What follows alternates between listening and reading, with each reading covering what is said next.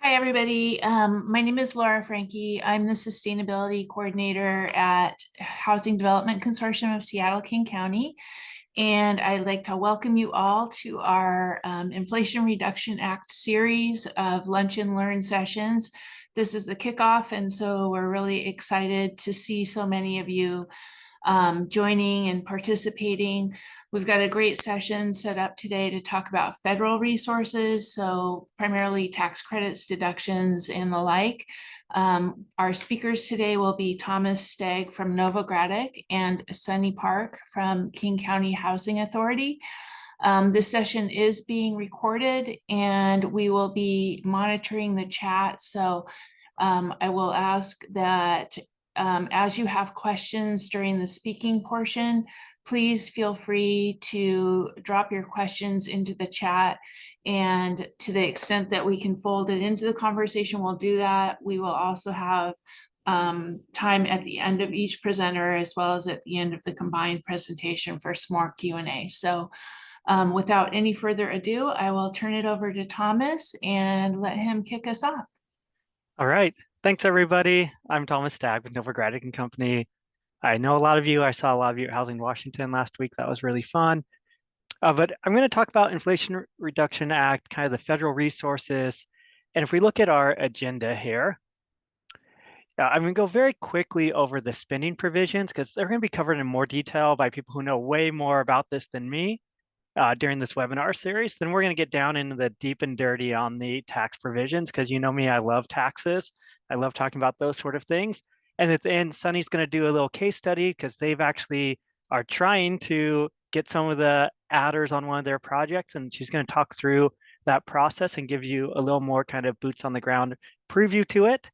And we have the chat function. So please feel free to kind of chime in when you have questions.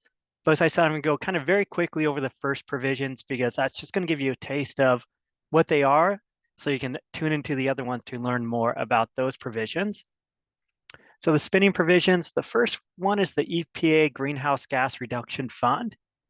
And this is a $27 billion fund that is being used to kind of achieve these goals. So energy, distributed energy, kind of the small scale energy production, storage technologies, strive towards net zero emission buildings, and this strive to zero emission transportation. So this is what the funds are going to be used for. And you'll note on the net zero emission buildings, this is not limited to residential building, but if you kind of read it, there's an emphasis on housing. And so a lot of those funds we think are going to come to housing and not just net zero office buildings. Now, as I said, one other thing I do want to say is these slides are available. I sent them to Laura just this morning, so they probably haven't gone out yet, but they will be sent out to you later. So you don't have to worry about trying to write down everything I'm saying here because you will get a copy of the slides. And so, as I said, it was a $27 billion award that was made, billion with a B. So a lot of money here. And basically it went into these three different buckets. 14 billion went to the National Clean Investment Fund to three awardees. And that is really focusing on financing affordable technology, clean technology. And then we have the Clean Community, which is really focused on leading towards deploy clean energy projects kind of in a different manner than we find have Solar for R, which is 7 billion. And they're trying to expand solar into kind of communities that are underserved. And as I said, you're going to have people who are speaking to how this is being implemented in Washington State in more detail. So that's what I'm not really digging into here, but wanted to kind of keep this in here so you could get it grounded on that. And so how are these funds going to come into the project? No, it's not like tax credits that we're going to talk about later where it comes in as equity. These are going to come in as loans. And either you're going to have a direct loan with one of the awardees, or in some cases, the awardees are going to do a sub-award to a community lender, a green bank, a credit union, a CDFI, et cetera. And then those companies are going to do loans to the actual projects. And so this is supposed to be a low interest or no interest in some cases, or interest only loans to kind of fund this investment in these green technologies. And so again, we're going to talk more later in this series about how this is actually happening here in Washington State. But that's the first one, the Greenhouse Gas Reduction Fund, $27 billion. And talking more about what the various programs are trying to do, you can see they're really trying to push this new construction retrofit that's more green efficient, and they're going to have lower interest rates or forgivable percentages if you meet certain targets. So, and it can also be used as pre-development financing. Solar for All, very similar, going to have these low interest rate loans, and you see that Washington State has obviously adopted this, and they have a state level multi-state Solar for All program, which you will learn more about later as well. So that's kind of the first, so I'm going to skip over some of those. So that's the first big bucket of funds, at $27 billion that are going to be loans coming into the project at low interest rate, sometimes forgivable, to help finance these energy efficient projects and new emergent technology and solar installation on projects. So that's that first big bucket of kind of direct financing that came out. And then we have the Department of Energy home energy rebate programs, which are called HER and HARE. And again, this is a rebate program where states have funds that they can kind of administer these rebate programs. And you get the different level of rebates depending on what you're doing at your project. Now, again, this is just the overview. I'm going to stop saying that. You guys should remember that now. It's just the overview. So we're just touching on it very briefly here. You can see kind of the level of rebates that are available under this program. But I think kind of more importantly is when we look at Washington State has $166 million to use under this rebate program. So it's divided into the two tranches, but $166 million is a lot of funds that we'll be talking about. How are those going to be used within our state? And you know, we're the 16th, we got the 16th largest award. And so we have a lot of kind of funds here to use for these rebates. And again, Washington State is ahead of the game, right? Their rebate application has been approved so that they can start processing these applications. We don't have rebates available yet because we're still working through that process, at least as of 9/20. Again, you'll get more up to the date information on this, but Washington State is pushing forward with this program. So the key, each state is going to implement a little bit different. And so we're going to have to understand how Washington State is implementing this once they are ready to start accepting applications for the rebates. But again, it is a limited amount of funds. So if all of this, there's definitely a first mover advantage. So you want to be listening to these webinars so that you can be the one who's really taking advantage of these funds that are available. And then the final kind of funding program before we really get into the nitty-gritty tax incentives is the Green Resilient Retrofit Program. I feel like each acronym they try to make longer and longer in the IRA, but this is very similar. This is funds are going to be available for retrofit programs. And you can see there's different ways that you can qualify for this and different funding caps, depending on which kind of bucket you're applying under. You know, it's little as $750K per project, which is still a lot, up to, you know, $20 million per property. And so understanding how your project fits into this will be very important as you're trying to figure out if you're going to take advantage of that program. Again, all those programs, we'll have somebody talking more about that knows way more than me. These are just slides I stole from somebody else at Novogradac who presented on this topic to kind of just give us a taste of what's to come. But I thought this first presentation, we should kind of hint at everything so you can get a feeling for what you want to come back and listen to more on. But now you're trapped with me, and now you have to talk about tax provisions, because I know everybody loves to talk about tax provisions. And so the first one we're going to talk about is Renewable Energy Investment Tax Credit. We call it an ITC, an investment tax credit, because you get a credit for investing in renewable energy. And this has been around for a long time, but it's kind of been a little bit under siege, right? We had this kind of over the last few years that have been having this step down in the amount of credit that was available. And then when the Inflation Reduction Act came out, we had this fairly large increase in the amount of renewable energy tax credits that are available. Whoops, I've seemed to done something wrong here and lost my screen sharing. Let's try this again. I was trying to click on the chat while I was talking. There we go, resume. All right, so as I mentioned, there's been this big expansion in the amount of tax credits that are available. in the IRA. And so what happened is we were able to drive back up, and we're going to talk about each one of these individually, but let's talk about them first. If you're somehow able to qualify for all of these adders, you could have a tax credit up to 70% of your cost for developing solar. So said another way, if you had spent $100 on solar, you could receive $70 of tax credits back, which would be amazing. That would be almost akin to like a 9% tax credit project and the amount of credits you'd receive back. And so it's very powerful, but we're going to find as we talk through these that most projects aren't going to qualify for all of these adders. But it's important to know that we do have these additional adders. But first off, let's talk about the base. So as I mentioned, we were having this step down in the credit percentage for investment tax credits over the last few years. And what this did is it restored us back up to the 30% ITC, and it made it retroactive. So basically anything starting after 1/1/2022 and extended it for 10 years. So we have this long runway too over the next 10 years through 12/31/2032. If you do renewable, you do solar on your project or a wind facility, you qualify for 30% credit. And different than our low-income housing tax credits, there's no application you have to go through to qualify for these credits. Basically, if you do it, you can qualify for the credit. Now, we'll talk a little bit about you have to be able to substantiate it, but if you spend $100 on solar, you qualify for a $30 tax credit, basically automatically. Now, there is this caveat here that if you do greater than 1 megawatt, so if you do greater than a 1 megawatt installation, then suddenly you trigger this prevailing wage and apprenticeship program. And that's a 1 megawatt system, from my understanding. Again, I'm not a huge solar guy, but from my understanding, that's a very large system. And so we don't see a lot of people bumping up against this on our scale that we're looking at on our type of projects that are primarily going on top of residential rental real estate. But if you did bump against that, you'd have to meet this prevailing wage and apprenticeship program.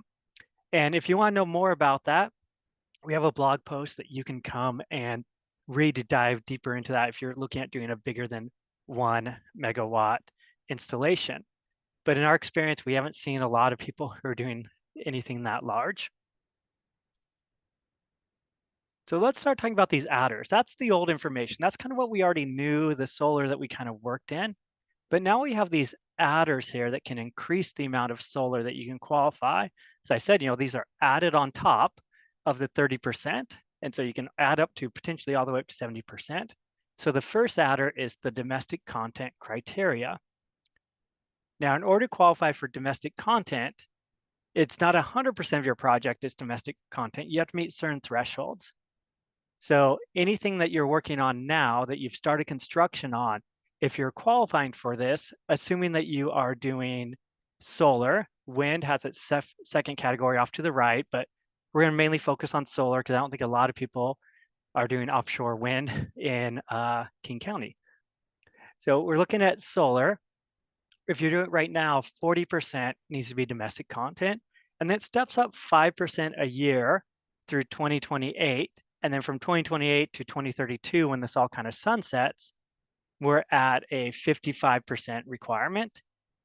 Now, when I talk to people, it'll be interesting to hear Sunnie at the end. I forgot to ask her if they're qualifying for this domestic content, but in talking to people in the industry, it sounds like this is going to be harder for kind of the mom and pops to qualify for, because a lot of the larger installations are sucking up all the domestic content so they can qualify for this 10%. They kind of already had this pipeline established, whereas new people are having a hard time stepping into this. But if you can qualify for this, obviously it's an extra 10%. So it's worth kind of, when you're having these initial conversations with your installer, it's worth having the conversation, say, can we meet this domestic content requirement? Because you'll get, again, an additional 10% credit. And so these are more for your notes. There's two IRS notices that talk about this, that you can read more about it. Also, our Renewable Energy Tax Credit Working Group submitted comments letters requesting clarification that helped lead to these revenue rulings that were published, or I should say IRS notices. So that's domestic content. Now, if we look at The next one that we're going to talk about is facility in an energy community. And so what do we mean by energy community? Well, energy community is one that meets these definitions. It's a brownfield site. It's a census tract where coal mines were closed after 1999, or where fossil fuel industries contributed significantly to employment or tax base after 2009. And thankfully, we don't have to go out there and calculate and figure this out ourselves. There is a mapping tool from the Department of Energy that maps where these sites are located. And so if we kind of zoom in here on King County, well, this is obviously more than King County. If we zoom in here on Washington State and pick up a little bit of Idaho and some of Oregon, we see that largely King County is missed by energy community tax credit bonuses. There's a little bit kind of outside of Tacoma that qualifies. There's some in Eastern Washington and Southern Washington, but kind of where we're looking at, there's not energy tax credit community bonuses available. So likely you wouldn't be able to qualify for that 10% if you're just working inside King County, but I know many people in this consortium also work statewide. So if you're in one of these areas, again, similar domestic content, if you are just located in this area, you qualify for this 10% bonus. Domestic content, if you can substantiate that you have met that threshold, you qualify for this bonus. It's not a competition that you're competing for with other people. If you qualify for it, you get it. We also have a mapping tool that you can go to that has kind of similar information. So now I think this is the adder that we're going to spend a little bit more time on that I think is more interesting to this group. And so this is the bonus for what they call environmental justice, but you can kind of look at the categories here. I'm going to go back for a second. It's if you're in a lone community or on Indian land, you can qualify for a 10% bonus. If you're a qualified low-income residential building or a qualified low-income economic benefit project, you can qualify for an additional 20% bonus. And so let's talk a little bit more about this. Now, first off, there is a limit here of a 5 megawatt. So you can't exceed a 5 megawatt system. But if you're connected to a low-income community, it's a 10% boost. If you're in an Indian area, it's a 10% boost. If you're affordable housing or low-income economic benefit, there's this 20% boost. But what's interesting is this is the one that's competitive. So if you've heard about people saying, I'm applying for the low-income adder, they're going for one of these categories. And we're going to talk much more about that application process, et cetera. But it is limited to 1.8 gigawatts in each calendar year, but any unused amounts carry forward. Now, it's really interesting when this first came out, we're like, unused amounts, everything's going to be used. But if we look at the dashboard right now, there's a fair amount that's being carried forward. So we'll take a look at that in a second.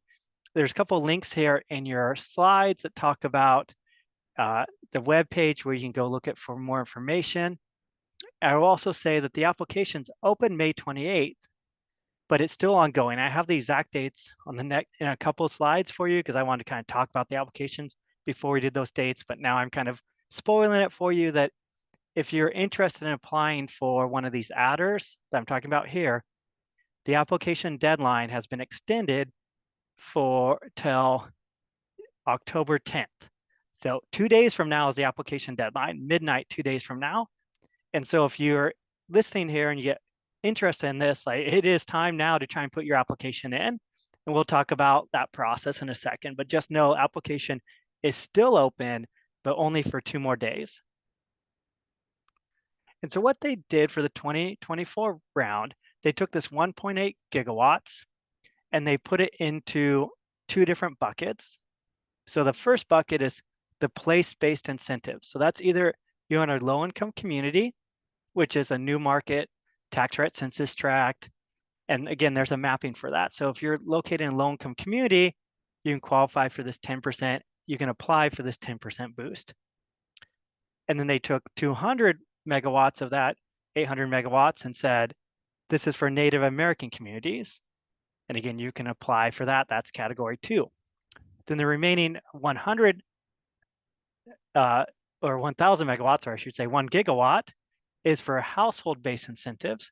So 200 megawatts of that was for affordable housing projects, and 800 megawatts was for low-income economic benefit projects. Now, most of you would be looking at applying in category 3. This is facilities built on affordable housing projects. So if you're doing a tax credit project and you're building a facility on that, that would be a category 3 application.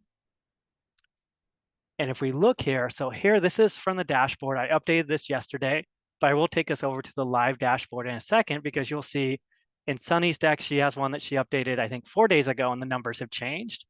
And I had one in this deck that was updated at the end of last month that the numbers have changed. And so this is a live dashboard showing us what's going on. But what's important, as I said, we'll mainly qualify in category 3, qualified low-income residential building projects. Now, they did take that and divide it into 2 buckets. One is if you meet the additional selection criteria, which we'll look at in the next slide, or if you're just meeting any of the criteria. But you look here and see, okay, we had 100 megawatts. Here, I'm going to try and turn on my pointer here so we can do this. So we had 100 megawatts. So far, they've only awarded 2 megawatts of this, but they've received applications that they haven't awarded yet, totaling 72 megawatts. So as of the last time this was updated, there's 26 megawatts that are unawarded. And so if you're sitting here saying, Thomas, you said I had 2 days to complete an application, and I'm telling you, guys, there is remaining capacity available sitting there. And so if you apply before the deadline, you have a chance of getting this allocation in a very non-competitive way. As long as your application is sufficient, you would qualify for this allocation. Now, we'll talk about timing of the allocation as well in a second. And if you're in one of the added selection criteria, you can see there's 100 megawatt remaining capacity.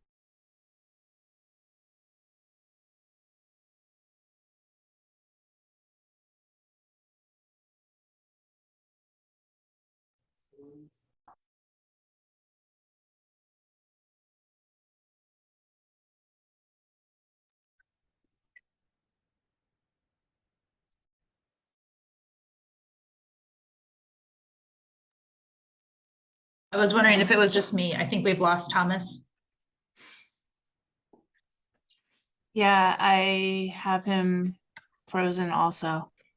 Hopefully he'll dial back in here. We'll Something give him that just I a minute. will comment on here while we're waiting for him to rejoin is while we're talking about the tight timeline for 2024, I believe that there will be a timeline for 2025. So I'll ask that question when Thomas returns, but just so that the group doesn't wonder why we're spending all this time on 2 days of window, there will be additional opportunities for upcoming years. Another interesting comment. Oh, actually, Thomas is here. Okay. There he is. Sorry, I'm not sure what happened there. I was just talking away, and then suddenly it said I was kicked out of Zoom. Yeah, you were suddenly frozen. All right. I'm not sure where I left off at, but I will just kind of pick up. You were on, the last we heard was that there was 26 megawatts remaining in this year's allocation. And Okay. I'll just mention, Thomas, while you were gone, I brought up to the group that my understanding is that there will be a new open window of opportunity in 2025, which is why we're spending time on this, even though there's only 2 days left in the 2024. Yeah, great. Those are awesome points. So number one is, yes, there's only 2 days left to apply for this 1.8 gigawatt that's available, right? But again, this 1.8 happens every year. So there will be a 2025 round that will happen next year. And we don't know how they're going to, they have a lot of discretion on how they divvy up these buckets, but we know that there'll be 1.8 million gigawatts or 1.8 gigawatts, and anything that's not used, so everything in this remaining capacity will be carried forward to 2025, assuming nobody comes in and requests it in the next 5 days or 2 days. But what's interesting on that is there's two things to think about. Number one is the 2025 round likely won't open until, well, this round opened in March, but 2023 round opened, I think, in June, if I'm remembering the dates right. So it did get a little earlier. So we don't know how early the 2025 round will open. But one of the key things here is that, and we talk about this a little bit more later, but I'll mention it now as to why you might feel this pressure to apply now. And Sunnie can talk to this as well, is that you have to have your allocation. You have to be in this bucket prior to placing in service, else you don't qualify for the adder on what's been placed in service. And that's why if you're sitting here thinking, we're in October of 2024, and we see they've only allocated 2% on category 3 and 8% on the added selection criteria, actually less than 8% because it's 8 of 125. And so this award process is taking time. And so the issue is if you have a 2025 project that's going to place in service, prior to October of next year, the odds of you having it already allocated are very low. And so if you're looking at anything, and so you're always kind of looking 1 year ahead in this. So if you have a 2025 project, you want to be applying in 2024. If you have a 2026 project, you don't want to wait till 2026 to apply. You want to apply in 2025. So you have your allocation prior to when you're going to place your system in service. And that's why this timing is so important when we're looking at this. And Sunnie, I don't know if you have a comment you want to say on that now, but I don't want to steal your thunder for later. But really, if you're looking at placing in service in 2024, you need to apply very early this year or last year so that you can get this, be in this allocated bucket prior to when you're placing your project in service. Yeah, and just like how Thomas is saying, and to make this whole thing complicated is like at the time of the application submission, we need to have all of the ducks in rows with the solar permits ready, with the design locked in, with all the capacity that we're going to be applying for. But then we cannot really place them in service and activate our solar until we actually get the award. We have to wait. So our solar property is basically mostly completed, and then we're just waiting to activate them until we hear back from the DOE. Yeah.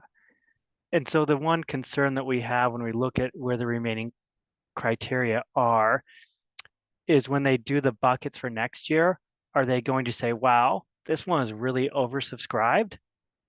And so should we be giving these people less to begin with and putting it down here in this bucket? So that's why it's another reason why it might be good to apply is to show that there is a demand for it to keep it in our buckets. But it can also carry forward. So we don't know if they'll just say, well, this is how much we thought they needed, so we'll carry forward all of this, or will it be put into other buckets? But I'll also say if you are or know anybody who's doing projects on tribal land, there's been very few applications for those, and 83% and 88% respectively is unallocated.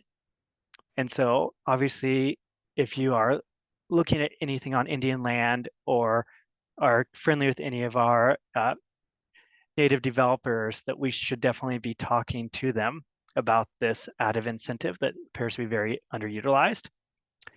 Now, I did mention there's this additional selection criteria. What's great about that is if it's competition, then you get to compete in this smaller bucket if you meet one of these additional selection criteria. But right now, neither of our buckets are competitive. And so it's not as critical to be in this additional selection criteria. If you're coming under bucket 4, the additional selection criteria is very important that you meet that here, because bucket 4, just the normal selection criteria, is way oversubscribed. And so how do we meet this additional selection criteria? There's a place-based competition for it, but there's also, if you can select one of these boxes, you can qualify. So if you're a tax-exempt entity, you can qualify there. And what's interesting about this tax-exempt entity requirement, it's not 100% owned by, it's 1% or greater. Now we know that it's a little bit of a problem with tax credits because we typically want to be a 0.01% owner, right? We want to be something like this so that we're giving all the benefits to the limited partner. And so we do have a comment letter out. One of those comment letters I showed earlier is trying to help them shift this to even a smaller percentage, but that's one way that you guys might be able to qualify under the additional selection criteria. All right, and then finally, down on the bottom here, you see the reminder that they're being accepted on a rolling basis, but the drop dead deadline now is October 10th. And then if you're category 2, Indian land, you actually have till November 12th. And so, okay, I'm going to start jumping into actually how this works on a project. I think we kind of get the gist of the different buckets now. One other thing to qualify for level 3, and don't worry, I'm not going to read all this to you, is you have to share the benefit of the solar with the residents. And we have this very complicated calculation here that, again, I'm not going to go into here to show you how you do that. But in order to do this, we do have this Excel spreadsheet. So I'm going to show you the Excel spreadsheet we made to kind of address this. So I'm going to change what I'm sharing here.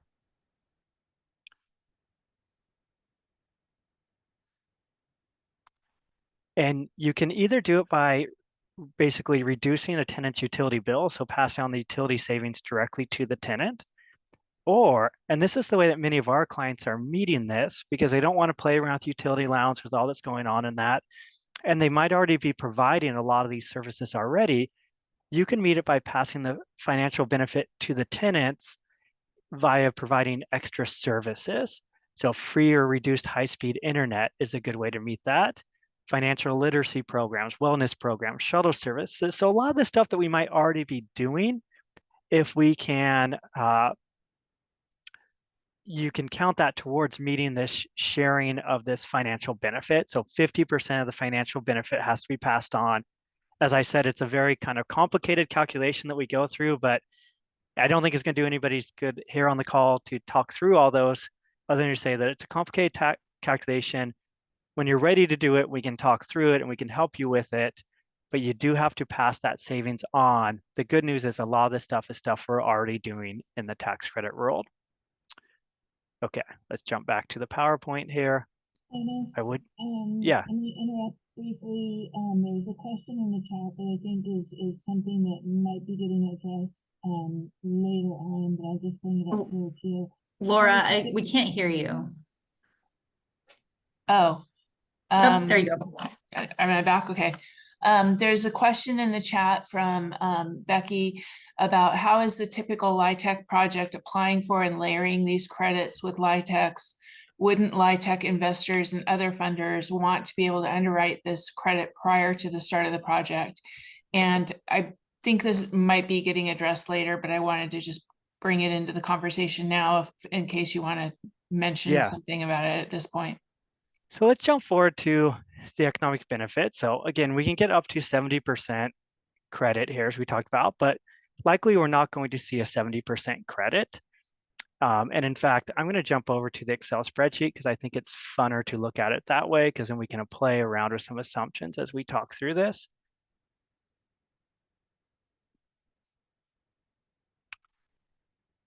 So if we look at this project, so first off, to talk about how is this getting financed. So we see here, if we have an ITC bonus, sorry, you can get an extra, we're just calling it an extra 20% for sake of this modeling. And again, we can play around with that because you can go up to 70% here, right? If you qualified for everything, awesome. But what we're seeing when we're kind of negotiating this with the investors is we're seeing this treated similar to your standard upward adjuster.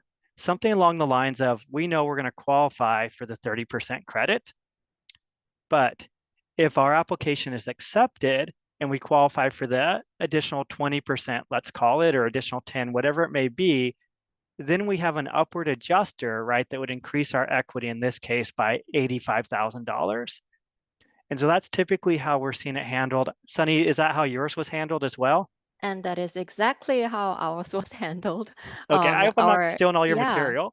No, you're good. Yeah, our investor definitely didn't want to include in their analysis that we were going to be getting all these other adders. So we just stayed with just the bonus, just the basis, and then everything else were going to be upper adjuster. Yeah. So I do want to talk through this model here, because you might look at this and say, Thomas, I'm still seeing red on the bottom. That's not a good answer. But first off, all we did is we added. So let's just kind of walk through it. Here's your LIHTC with no solar at all. You're spending $10 million on the project, and your sources, we're assuming your sources and uses balance, but we're really only focusing here on your equity that's being generated by this. Now you come up here and you see we're adding additional $400,000 of solar cost. We're also assuming that you can qualify for additional developer fee. 15%, right, is our developer fee limit here in Washington State. So we took 15% of our solar cost and said that's our developer fee. And what's great about this change in the Inflation Reduction Act is we no longer reduce our LIHTC basis for our solar. You remember in the old days, we'd have to reduce our LIHTC basis by 50% of the solar credits we're receiving. There's no longer that reduction. So we see there's no basis reduction there. So because of that, our LIHTC basis has gone up by 400,000.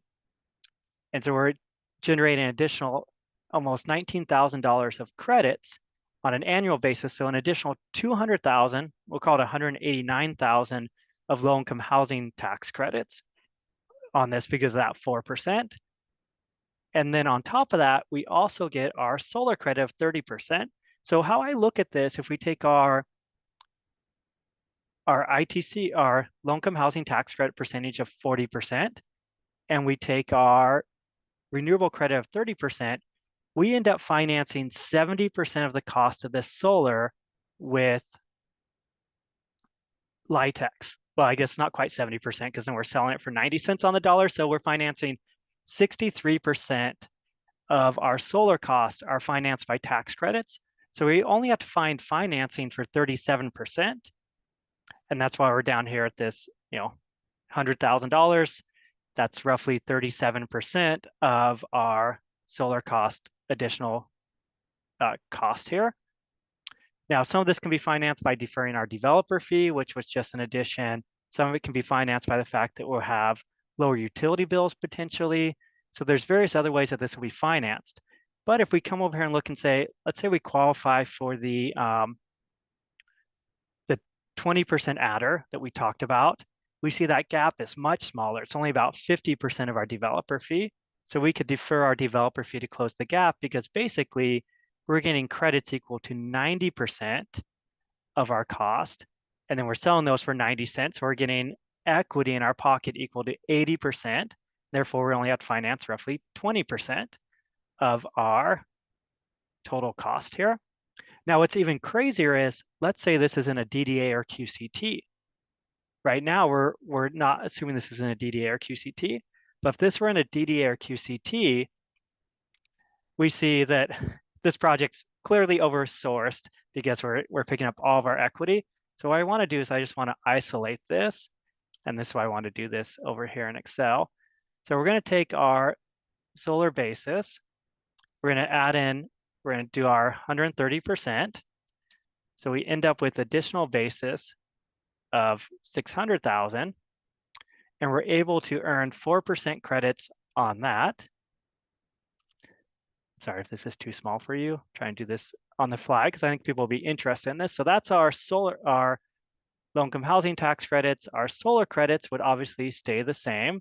Now let's assume that we're in the 50% range here. And so we see we get credits of $483,000 on $473,000 of cost, which is great. We've already got credits equal to more than we spent on the project, but of course we can only sell those for 90 cents on the dollar.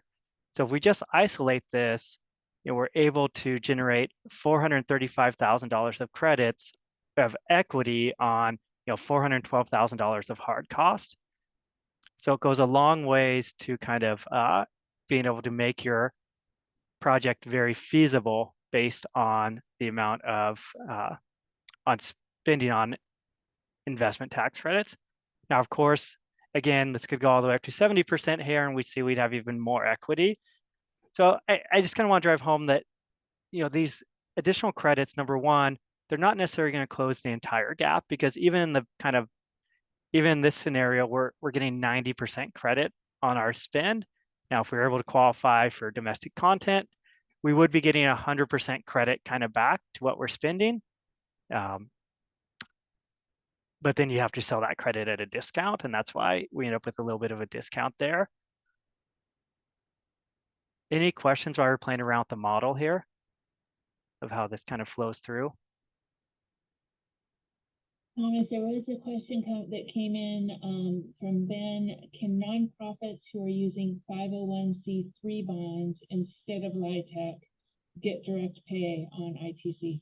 Yeah, that's our next thing we're going to talk about here. Awesome. So that's kind of the number side of how this all works. And so, if you can qualify for this, especially if you're planning on doing solar regardless. No. Okay, hold on. I've done it again. I've somehow gone off my screen share. That's what happens when you get a new computer. Sorry, 1 second. I'll try this again.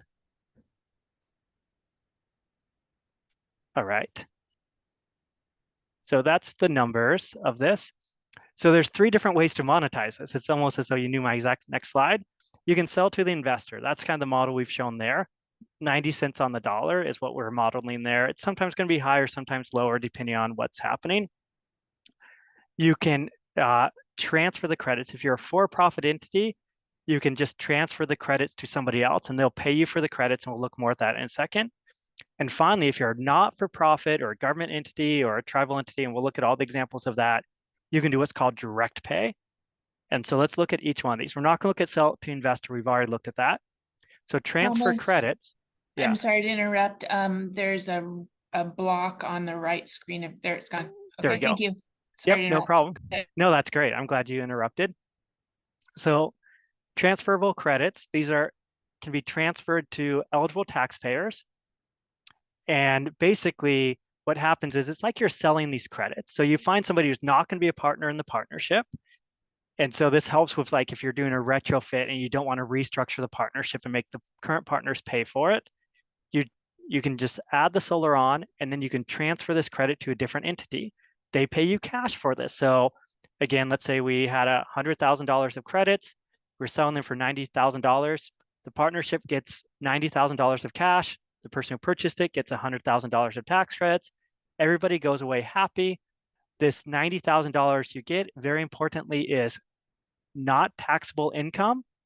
And so you don't have to worry about any tax consequences of this. It's very similar to if you just had an investor put $90,000 in, you get non-taxable income, and you don't have to worry about structuring it so that the partner's buying it. And you might be able to find somebody who has a bigger appetite, willing to pay more for this. Now, the problem is you'll never get dollar for dollar for this, likely, because this person who's buying it, they don't also qualify for the depreciation deductions. And so, but that's option number one. You can transfer the credit to somebody else. And this applies to all different types of credits. It's not just these energy tax credits under Section 48. Now, I think maybe more applicable to this group is the direct pay. And so if you are a not-for-profit entity, so you're exempt entities from tax or government entities, you can do this direct pay. And under this, basically, you would just say, hey, IRS or federal government, I have $100,000 of credits. I would like $100,000 of cash, please. And so they'll give you $100,000 of cash for your credits. And so obviously this is a good answer. The problem is, it only qualifies for if the entire entity is tax exempt. So if you're doing a 501c3 bond, this is perfect for you because you can add the solar on top, and everything that you kind of are trying to, all these adders, you can add them on top. And, as we were showing a 50% credit, maybe it's a 60% for you if you satisfy domestic content, 100, and you would just say, pay me my cash, please. And you'd get the cash for it. There is penalties if you say that you qualify for domestic content and then you don't. Obviously that that's lying. That's no good. But the direct pay is a very kind of attractive way to avoid some of these complicated structuring that you'd have to do under that 501c3 structure. Also thinking about our housing authorities on the call and other government entities who own some properties that are kind of older and you might want to add solar, and historically you haven't been able to monetize that. You will be able to now monetize that through direct pay. And so there's some kind of nuances here about the timing of it that I don't think we need to jump too much into. Again, you have these for your notes. If you do end up qualifying for this, you can refer to your notes, or we can talk about it in more detail, but it is nonprofit entities, state and local governments, Native American tribes, and Alaska Native corporations can qualify for this. Yep, so that's the direct pay. Again, there's, if you want to look at your if you want to do more research on this, here's the regulations that apply to this. And that's the end of the big section here of low income out of the energy tax credits. Any questions on the energy tax credits before we jump back to screen sharing or back to the presentation? Nope. All right. So, okay. Somehow I've gone to the wrong view again. I apologize. I feel like I've been doing Zoom for decades now. I should really be able to figure this out. Let's see here. Okay, there we go. I apologize. Okay, 45L tax credits. These discussions will be much shorter because there's not as much going on here. 45L tax credits, you basically qualify if you can meet the Energy Star certification for your project, or zero, I should highlight here, Energy Star or Zero Energy Ready Homes. If you can certify that you qualify for those, you receive a credit equal to the amount shown on this chart. And it depends on if you have prevailing wages or not. If you have prevailing wages, then the credit is 5 times larger than if you don't. And it's, I don't want to say it's very simple, but it is very simple. You either qualify or you don't. And if you qualify, you receive these credits. Now, a couple of important things. Number one, this does not reduce LIHTC basis. That was a big change that came out of IRA. And so it makes these credits more valuable because you're not reducing low-income housing tax credit for it. Number two, 45L is not eligible for direct pay or transferability. And so again, this is a problem for 501c3 bonds or other things that are owned by not-for-profits. You do have to bring in an investor who wants to monetize these credits. The other big thing is they updated the standard. If you're kind of stuck in the old ways, you might think, oh, I'm doing a building of more than 3 stories, so I don't qualify. That is no longer applicable. That was the old code. Now you just have to meet one of these 2 standards, either Energy Star or DOA Zero Energy Ready Homes. So the FAQs that we get on this, how do you apply for these credits? You don't. It's automatic. It's similar to your ITC. You just demonstrate that you've done it and you can qualify for it. The credit, technically speaking, is earned when you lease up the unit. And there's not sort of, this certification process is really interesting. You just have to be able to, at the end, certify that you met these standards. Now, I'm sure we have some engineers and others on the line that will tell us, don't wait till the end to see if you qualify for something and chance it. So typically, the people who are certifying these credits, they want to meet with you early on the design stage. Make sure that you are designing to meet, again, these energy efficient levels. And then they're going to monitor you throughout the process to make sure you met it, and then finally give you the certification at the end. But once you have that certification, you qualify. You don't need to go to the Housing Commission or anything beyond that. And there is not a compliance period. Once you've leased up that unit, you've earned the credits, there's no recapture. But again, these are not, you have to monetize these to an investor inside your project. You cannot do direct pay or transferability. Now, these have historically not been used a whole lot. And I think part of that was because up until 2002, it was always extended 1 year at a time. We have a nice 10-year window that we're looking at here. One other reason why these aren't used as much is the certification that I was talking about here can be quite costly, is my understanding. And so in some cases, if you're only able to qualify for the non-prevailing wage, you might be paying almost that much per unit to get the certification. And so it really works best if you're able to get the higher prevailing wage, but then of course that prevailing wage impacts your entire project. So definitely go into this knowing that that certification process ends up being quite costly. I don't have a rule of thumb or an estimate because we've heard kind of wild numbers depending on who we talk to, but it is costly to get that certification. However, again, if you have to do prevailing wage anyways and you're doing Energy Star already, you might as well qualify for these credits. If you're already certifying that you're Energy Star already, you might as well take these credits, right? So these are just kind of an additional credit you can qualify for. All right, then the final topic of the day is 179D. Oh, sorry, were there questions on 45L before I move on? Yeah, Thomas, can you hear me? This is Yeah. Laura. Yeah. There was a question from Ben again. Can a fee developer or GC take the 45L credits? And I think you said somebody within the transaction, so I'm assuming that's a yes, but maybe a little clarification on that. Yeah, so there's been all this talk about are you able to specially allocate these credits, especially allocate them differently than you're allocating other credits in your project? And so we've seen various arguments where inside the partnership, instead of allocating these to the 99.99% limited partner owner, we've allocated them to the general partner. Partially that was because the investor didn't want to pay for these or something along those lines. So we've been able to kind of bifurcate that allocation. I'll say it's been done. It's not without risk. And the risk is really quite substantial because if somebody comes in and says, wait, you allocate these credits this way, should have all the other credits have followed this as well? And suddenly you're reallocating your low-income housing tax credits to the general partner. And that's very bad news because obviously the investor's not going to pay you for those then. And so if you're thinking about doing a bifurcated allocation here, number one, make sure very early on that your limited partner is comfortable with that. Number two, make sure that your tax counsel and your accountant are comfortable with it, because I think when I read the code, it's not spelled out very clearly that that is absolutely allowed. So there is some doubt there. Great. Any other questions? And Ben, please feel free to unmute yourself if you want additional clarification. All set, thank you. Great. All right. So now 179D. Now, the biggest key with 179D before we get way down into it is that this reduces LIHTC basis.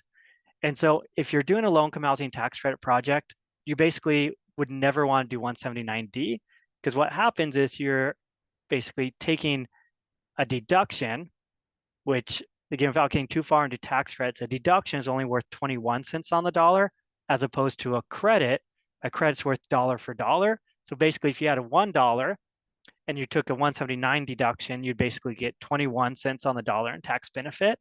If you're a 4% project, you would get 40% benefit plus the deduction through depreciation of 21%, but that's spread over a longer life. So basically you're trading a 61% deduction with a little bit of time value of money adjustment for a 21-cent deduction. So you'd never want to do this if you are doing a LIHTC project. But if you're not doing LIHTC, then this can make sense to do this. And so you can qualify for this 179 deduction. And basically, if you meet these thresholds, you get to kind of immediately write off this improvement. And then the other thing that's really attractive about 179D, again, if you're not doing low-income housing tax credits, is that these 179D deductions can be allocated out to various partners in the project, similar to what Ben was getting at, where you don't have to be a partner in the partnership. You can push these out to, and I don't see it on here, and I'm going to forget the exact term, but it's basically somebody who had played a critical role in developing the project. So an architect, an engineer, those sort of people, you can push these deductions out to them and they can take them.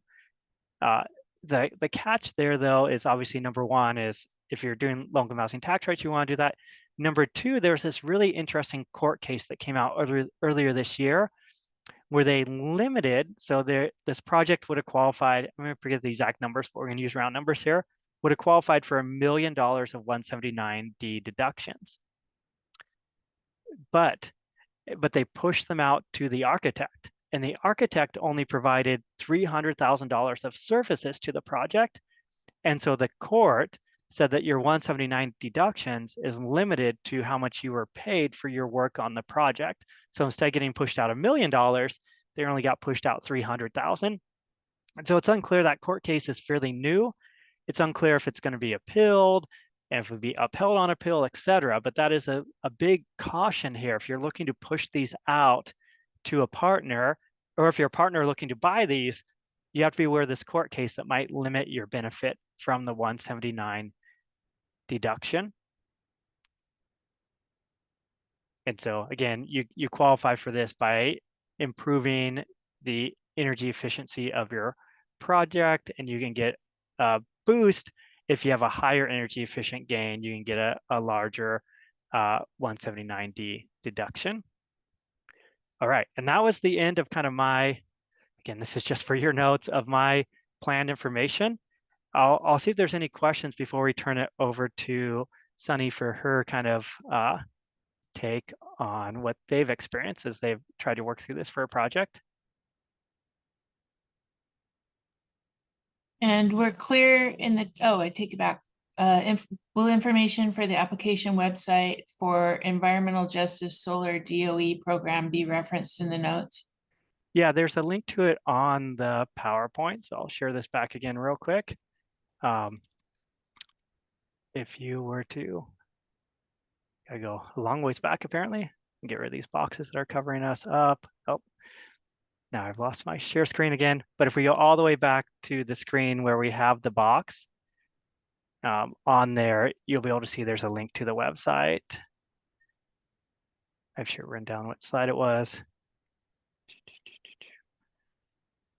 It's also moving very slow. So right here, the dashboard can be seen if you grab this link here. Great. Yep. All right. Sunnie, I'll turn it over to you. I don't want to take more of your time. We can do other questions after she does her part. No problem.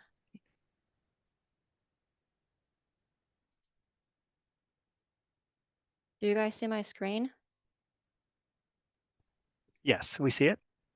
Is it showing the presentation deck? We see it, yeah, in a PowerPoint. I mean, sorry, in a PDF, but we see the PDF. deck. Yeah. Okay, perfect.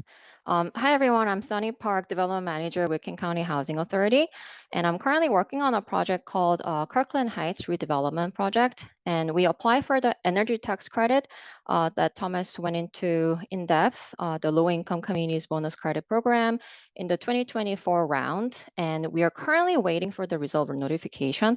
So it's not a success story yet, fingers crossed, but I'm here to share a brief story of how our project is maximizing our renewable energy tax credit potential. And Thomas did cover a lot of the stuff that I was going to cover too, but please listen to my part more from the applicant's perspective.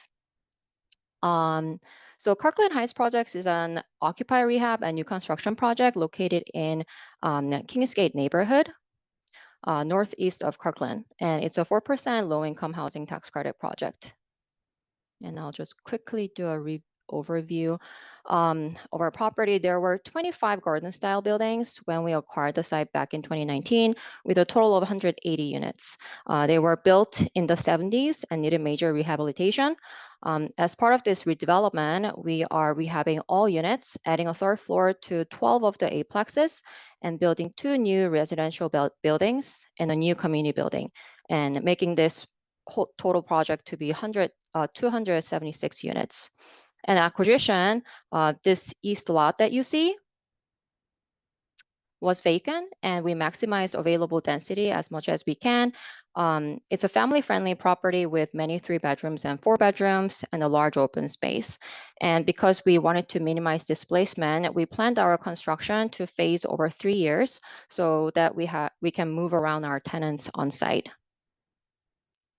And here's a photo of one of the aplexes before and renovation and after.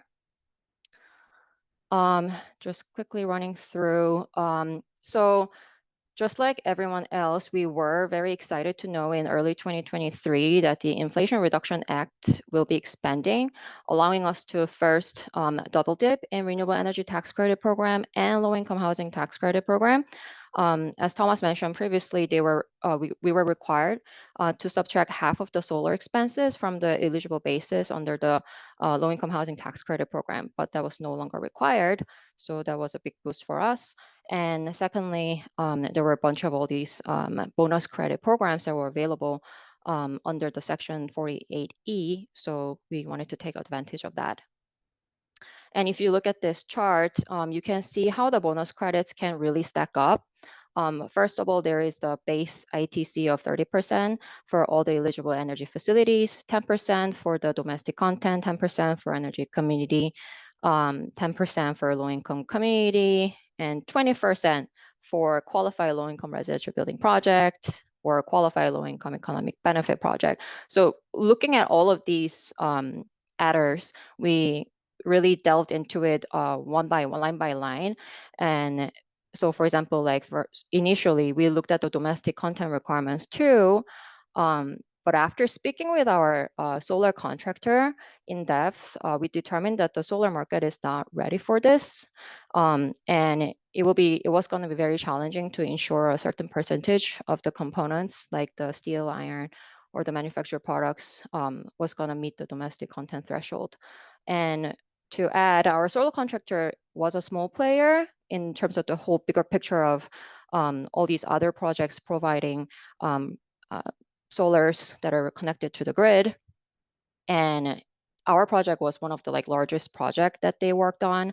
So that could have been another reason why we reached that conclusion on the domestic content point. We weren't going to get the energy community bonus as these were locations that are moving away from fossil fuel with coal mines closing down.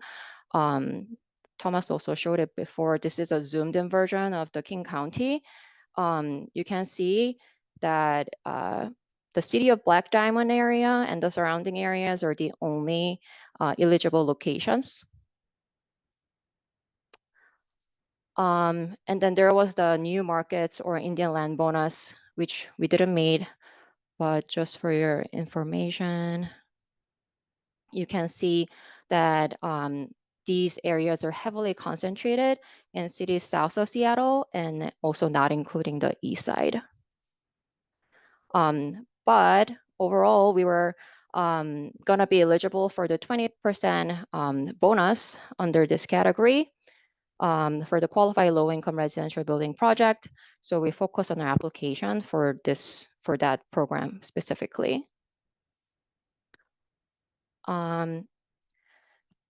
And Thomas also shared this before, but this is a dashboard as of 3rd of October, and it is moving really, really slowly.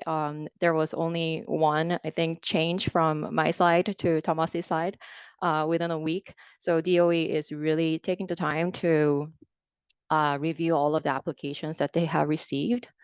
And one thing that I wanted to note is that this bonus program was ran by the two organizations, Department of Energy and IRS, and DOE is kind of functioning more like a programs consultant, reviewing applications and making recommendations to IRS on which project to give allocations to. And once DOE published the revenue procedure in 2023, it became really clear how they were going to accept applications. So what you can see here is the full dashboard showing that.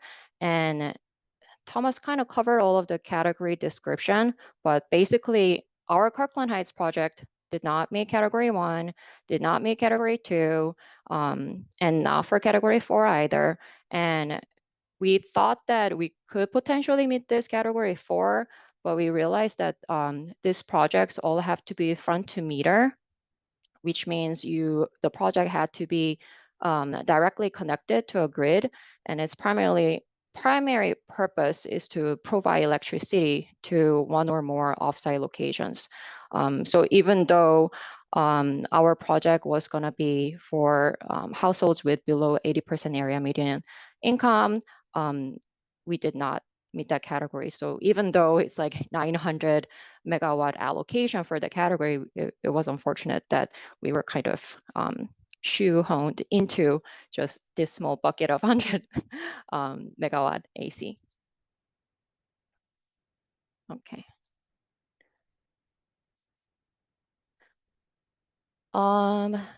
Oh, also, sorry, one more thing I wanted to mention. We also did not meet additional selection criteria because we are just 4% low-income housing tax credit project with a partnership entity running the project. So none of the entity ownership criteria was possible for us. And then the geographic criteria for additional selection criteria also was not possible when you looked at when we looked at the two maps that were provided by DOE. Yeah, it was already, the location was not gonna be that, because Kirkland is like, we're not cost burden for the energy, and overall location, we don't meet the low income threshold, even though our project is low income households. And also like the air quality index was also pretty good. So it didn't meet that. So really going into some of the application stuff. So upon determining which select application path we could take, we were able to really look at our game plan by reviewing what the required documents were and what kind of attestations we needed to provide at the time of the application submission. And I would say the most challenging part of getting this bonus credit was really about timing and coordination between the actual design, procurement, and the construction process with the application timeline.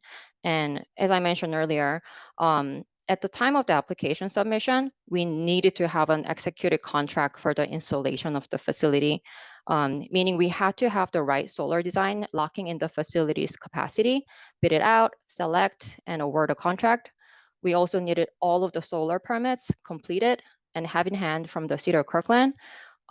However, because they require us to not place in service any facility before we get the allocation award, we kind of ended up having multiple buildings that have most of the installation completed, but not energized yet. So that's where we are now. We also needed to submit the eligibility document to qualify as a low-income residential building, and we submitted our regulatory agreement with WSECU. And other than these things, we also needed to provide a draft benefits sharing statement that was mentioned before that details out how 50% of the financial benefits we get through the allocation are distributed equally and equitably amongst the residents. And later, this document does need to be formally provided to the residents. So we will be including this statement retroactively into our leases for existing residents, and will be part of the lease package for new tenants also. And there are other various components that are needed as listed here, which could be problematic for other projects. So you can keep that in mind.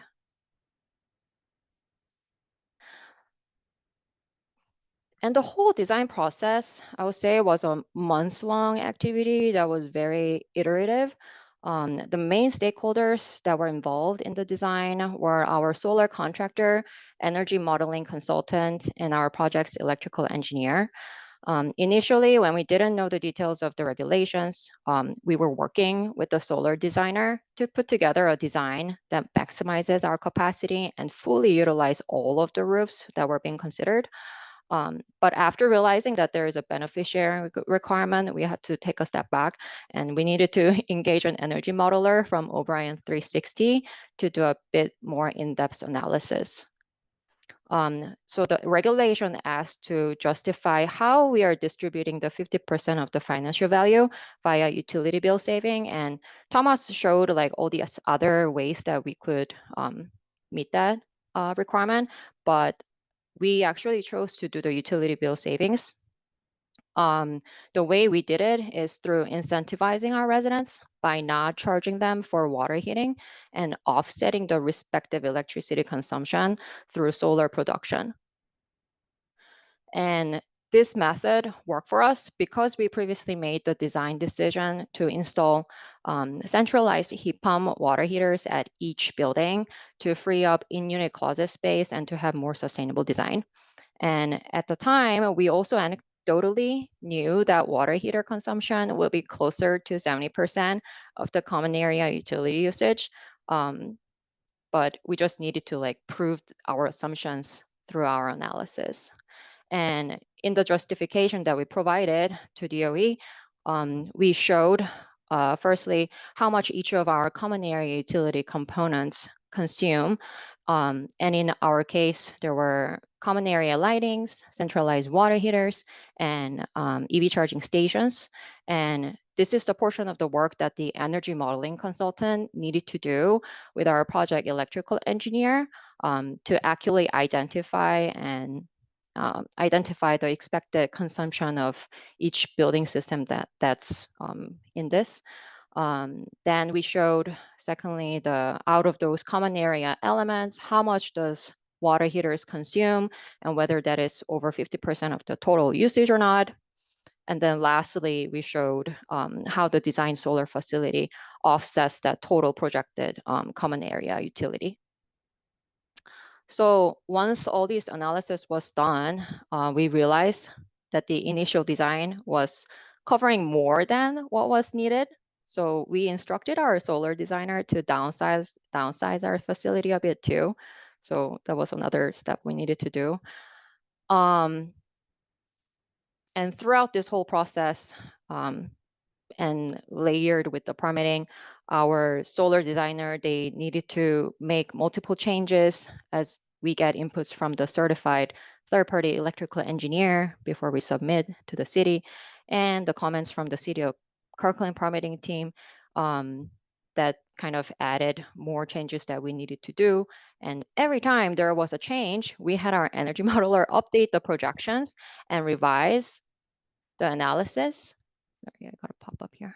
Analysis that we needed to submit in the application. And we were making these revisions and like we were taking them very seriously, even though each change was very minor. And all of that was because the regulation also noted that we cannot be off by more than 25% of the capacity that we apply for at the time of place in service. So that was another thing to think about. And Thomas mentioned this too, but the one of the main thing that we really needed to keep in mind was the 1 megawatt AC threshold, so that our overall facility does not trigger the Davis-Bacon wage and apprenticeship requirements. And ours came up actually to be around like less than 700 megawatt AC.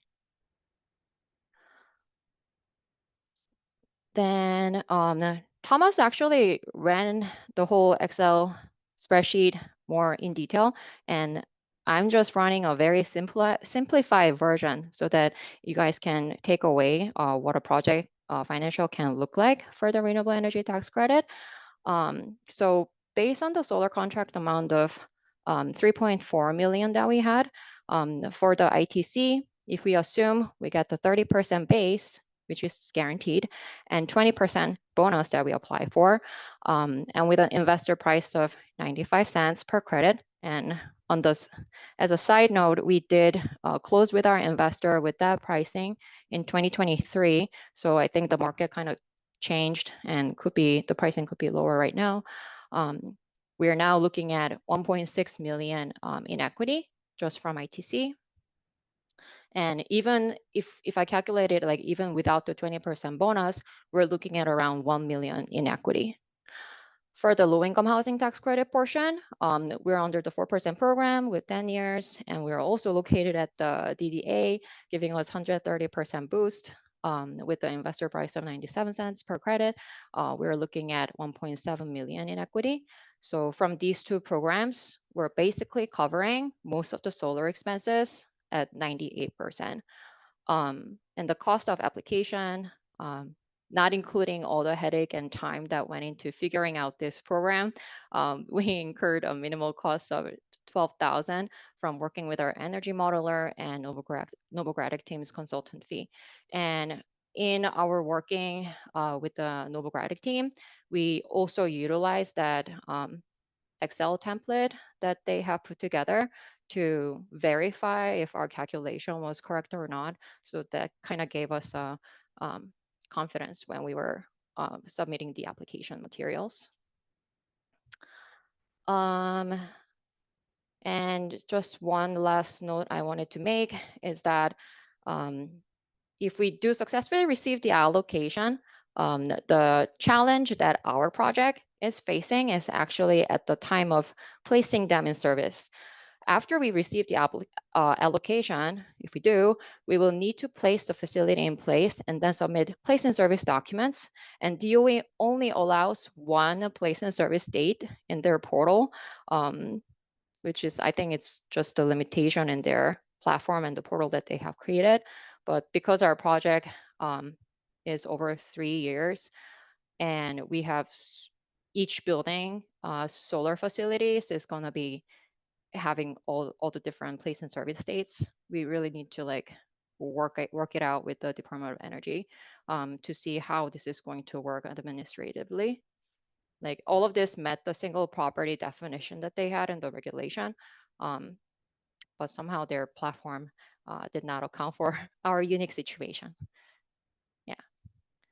So that's it from my presentation. This is just some photos of our project in progress. As you can see, some of the buildings already have solars installed.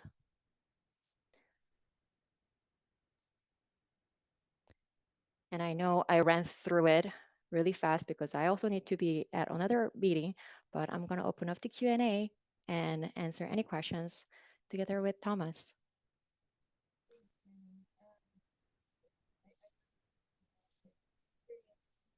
I see Ray's Pearson. You know? Oh, I was just clapping. Well done. Thank you. Sunny, can you hear me? Yes. I was just curious, I'm sorry if I missed it in your presentation, but did you share when you submitted your application and how long it's been that you're waiting so far? So we tried to apply in 2023, but with all the information that came out, we decided not to apply in 2023. So we have most of the materials ready by end of the year. And then we apply for 2024 round as soon as the application started. Another thing to mention there is pretty sure they're going to do it in 2025 too, but 2023 and 2024, they actually prioritize people who are submitting in the first 30 days. And then it's not really first come, first served, but everybody who applied within that first 30 days period, I think they're doing like a lottery system to pick which project that they're going to review first. And that's how they are kind of releasing, okay, this project is good. We're going to give an allocation. And that's what we are seeing in the dashboard now. Have you been given any indication that your project is in the pending category? Yes. So Okay. everybody who applied, we are able to see the application status, and our status says under review, something like that. Yeah.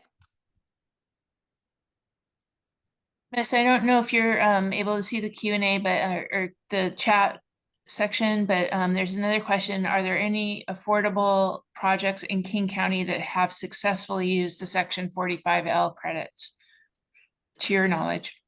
Yeah, I was just trying to confirm with one of my managers. I've signed a few returns with 45L. I can't remember if they're in King County or not. I have one developer who I think has used them that's in King County. So yeah, there's no reason why they can't work in King County. I'm just not sure if I've done one for sure. So it does sound like the dashboard though does list the projects that are in the in the pending queue. So if we looked at that, we would be able to maybe pick them out by name, or is that only available to applicants? Yeah, so that wouldn't be for the 45L credit. That's Oh, yeah, my yeah. bad. Yep, yeah, No never worries. mind. I'm mixing up 48. Okay.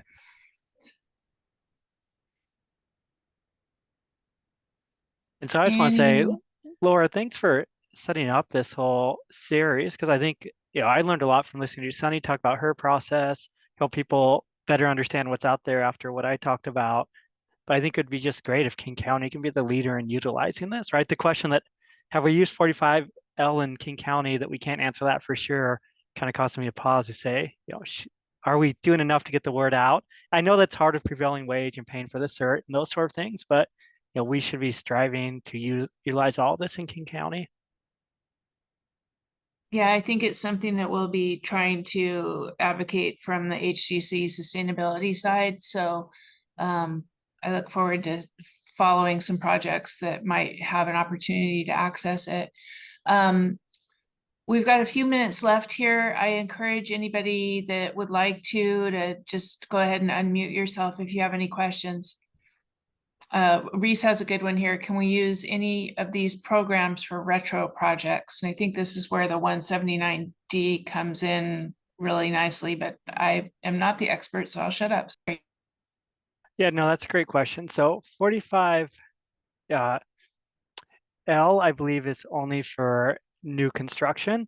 And so you can't use that one, but obviously the investment tax credit, you can use that on rehab projects, or you can add on to existing projects that are not undergoing rehab.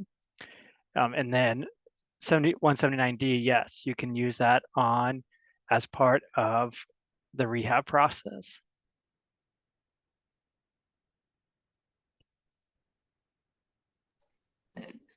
So Thomas, the additional clarification on that is that it's from Reese at Homestead and they are a nonprofit. So would this be a situation where the 179D would be transferred to the designer? Yeah. So you'd have to work with one of your partners as the appetite for it and transfer it. And you'd have to think about the impact of that court case limiting you a little bit. So, unfortunately, that's not going to be a huge pot of money for the rehab, right? If we even think about, let's take that example of $1 million of 179D that they could qualify for. That's a tax deduction. So if a corporation's buying it, their tax rate's 21%. So already they're only getting $210,000 of tax savings for that $1 million. And then in order for them to want to do this, they have to make some money. So let's say they're going to pay you $180,000. So even for $1 million of deductions, you're likely only going to get paid, let's just call it $180,000. So it's not a huge pot of money on the 179D, and that's why we don't see it used as much. Now, it is money, right? It is some benefit, but it's not a huge funding source. But obviously, adding the solar with the direct pay can be very beneficial.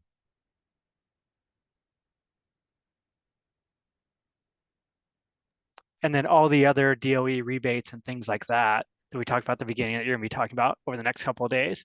Absolutely, you should be looking for those funds. Sorry, Thomas, this is Martina from Homestead. The direct pay would be though for a new construction, right? It would not be for rehab.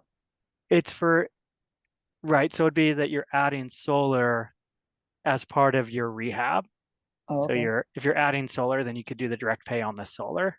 But right, it's not going to finance the rehab per se, but it's going to help finance that solar portion. Thank you. Yeah. Thanks so much, Thomas and Laura. And sorry to pepper you with questions. But I think to the point, my point about, is there example projects? I was saying King County because HDC covers King County, Yeah. but Washington would be great. I think, the questions that came up for me were, all right, as teams are getting going, what's kind of their playbook from a kind of start to finish? Because as I appreciated what Sunnie said, was like, there's this issue of, in order to apply, you need to have done this amount of work or have a contract in hand, but then you don't get the allocation until this stage, and that might put your placed in service stuff in jeopardy. So I think, you know, HDC can help sort of put this playbook together a little bit where, yes, there's the spreadsheet of how the credits work, but I think that early planning guidance of like, okay, you need your solar contractor on board by X date, or you need a estimated cost, and this is how you start to put the pieces together early, and then how do you make it all happen? So Yeah, and Dan makes a great point in the chat. It's good to have an ongoing relationship with the solar contractor early, right? Because you're going to be asking a lot from them up front when they're not going to be doing the work for a while, right? And so having that relationship and that trust, I think, is really important. And you're right, I think, Becky, it'd be good to do maybe an expanded case study looking at that timing. And if there's other people who have applied, kind of talking about best practices around that.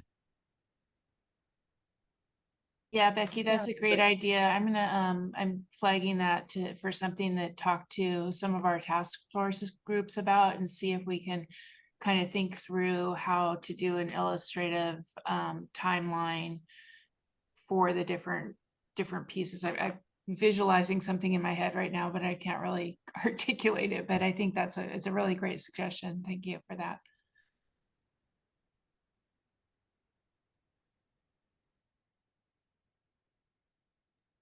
All right, we're at 1:28. Time for one more question. Any burning desires here? Okay, Dan says at Kirkland Heights, the solar contract was outside the general contract, which started much earlier. And then Becky, I'll just say on your 45L, thankfully it's not, there's not that application process, so worried about the timing, but you definitely have to make sure that you're going to meet one of those standards. So again, you're starting with that very early on with your architect and contractor to make sure you're going to meet that standard. And so yeah, all this requires you to work early and build it in early. you have projects doing both. Yeah, that's a Yep. way you can almost triple dip, right? Yeah, I You was can- like, Yep, there's no limitation on getting all three.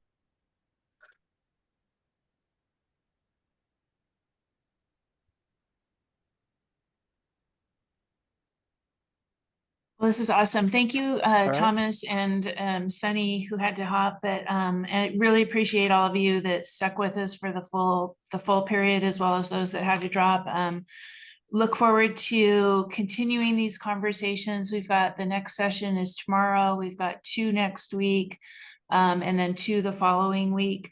Tomorrow we'll be talking with the local partners who are basically those that are putting together the GGRF programs that Thomas mentioned, that will be doing the loan funds for clean energy projects. So please feel free to join us. If you aren't able to join, register and you'll get the link to the recording. We'll send out a recording of this session along with the PowerPoint later today or early tomorrow. So again, thank you all for joining us, and have a great rest of your day. It looks like the sun's coming out where I am, so good news. All right, Thanks so much.